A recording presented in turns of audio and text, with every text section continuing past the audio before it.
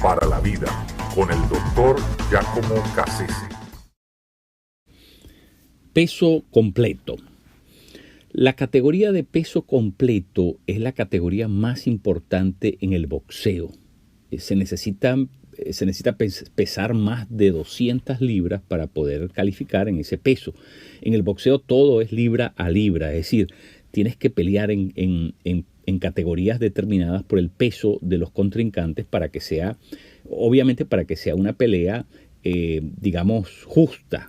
Entonces el peso es el factor determinante en estos casos, puesto que sabemos que la fuerza es masa por aceleración. Así que una persona que tiene más masa, más peso, y tiene por lo tanto más fuerza al acelerar esa fuerza. Entonces eso lo pone en ventaja sobre sus contrincantes y por eso en el boxeo se respeta esa regla de libra a libra, lo que se llama, es decir, las tallas de peso determinan los combates. Bueno, pero sin duda el peso completo es la que más atrae. Obvio, no todos los grandes boxeadores han peleado en esa categoría. Tenemos que recordar, por ejemplo, a Julio César Chávez, que ganó más de 100 victorias, ¿verdad? Peleas, 87 de ellas por nocaut, y además estuvo 13 años invicto sin que nadie lo venciera. Esos son récords impresionantes. Mano de Piedra Durán es otro caso extraordinario en el boxeo. Tampoco peleó en peso completo. Ray Sugar Leonard, Maglin Handler, y así por el estilo, muchos otros que han sido grandes exponentes del boxeo no han peleado en peso completo, pero hay que mencionarlos, ¿verdad? Pero sí, en realidad, los que más llaman la atención son los pesos completos. Y pues no se puede hablar de pesos completos sin mencionar a Cassius Clay, por ejemplo. No se puede hablar de pesos completos sin en mencionar a la persona que tiene el mejor récord en pesos completos, que es Floyd Mayweather, que ganó 50 peleas sin nunca ser derrotado.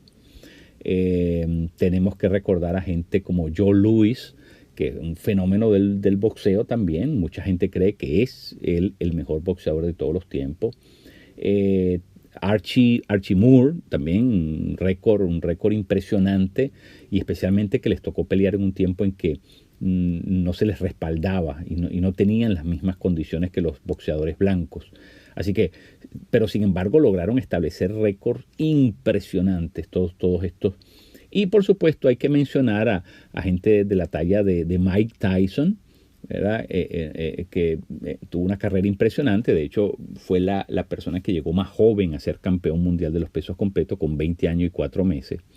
Y hay que recordar también al famosísimo Holyfield, Evander Holyfield, ¿verdad? Que ganó 44 peleas, de las cuales 29 se las metió por nocaut.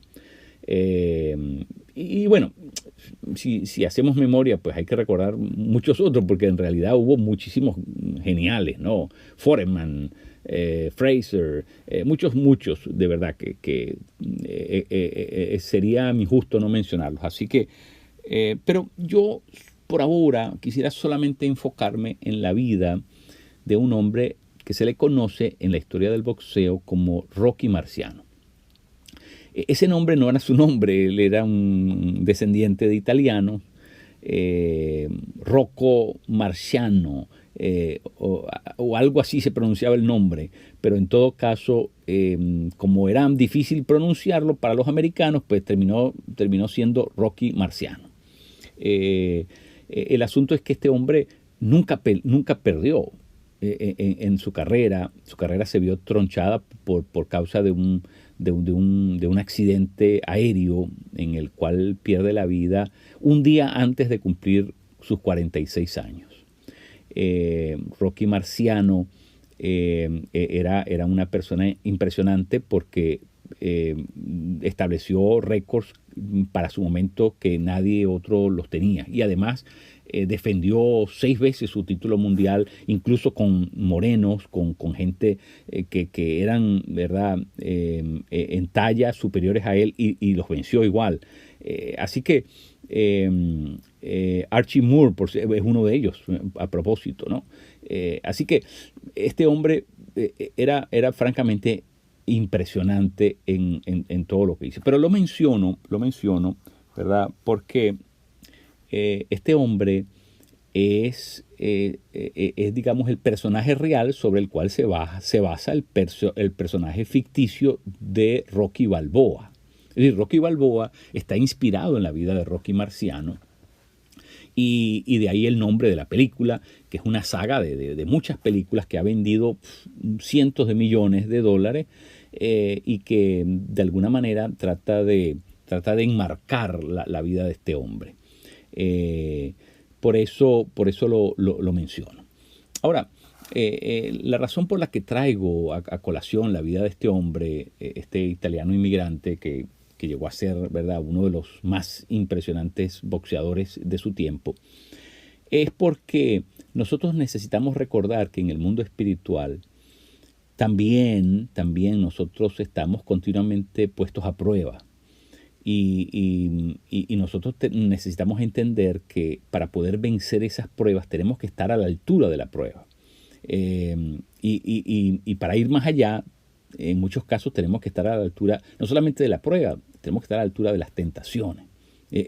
Lo que trato de decir es que nosotros también tenemos contrincantes, y si nosotros no peleamos en el mismo peso, y si nosotros no peleamos además con mejor técnica y con mejor condición física, bueno, nos van a tumbar. Es lo que trato de decir. Es decir, en la vida espiritual hay algo que se asemeja al boxeo, y es que nosotros continuamente nos están tirando golpes de arriba, de abajo, de derecha, de izquierda. Tenemos que aprender algunos a esquivarlos, tenemos algunos que aprender a defendernos, es decir, a protegernos de ellos, y en otras ocasiones tenemos que aprender también a defendernos, es decir, a usar la ofensiva y atacar. En la vida espiritual hay una semejanza con el boxeo. Y por supuesto, Dios quiere que nosotros que crezcamos y lleguemos a pelear también en la categoría máxima. Es decir, que Dios pueda contar con nosotros en el peso máximo. Y eso va a requerir obviamente un estado de madurez, de crecimiento espiritual y de estar en condiciones de poder enfrentarnos. A mí me preocupa mucho que en el mundo posmoderno la iglesia se está enfrentando a un reto espiritual que le podría quedar grande. Es decir, la iglesia podría estar peleando fuera de peso, porque la posmodernidad representa el reto más grande que ha tenido la iglesia en toda su historia. Ni siquiera las persecuciones de los primeros siglos pueden ser tan peligrosas como es lo que nos plantea la posmodernidad, porque nos saca de nuestras zonas de confort, y creo que la iglesia no está espiritualmente preparada para entender toda la dinámica diabólica que está comprendida en esa cultura. Así que yo espero, es mi deseo, que la iglesia por medio de todo esto aprenda a pelear en su peso, es decir, que recobre el peso, porque se va a enfrentar a un enemigo que la está sobrepasando en peso, y que podría hacerle mucho daño.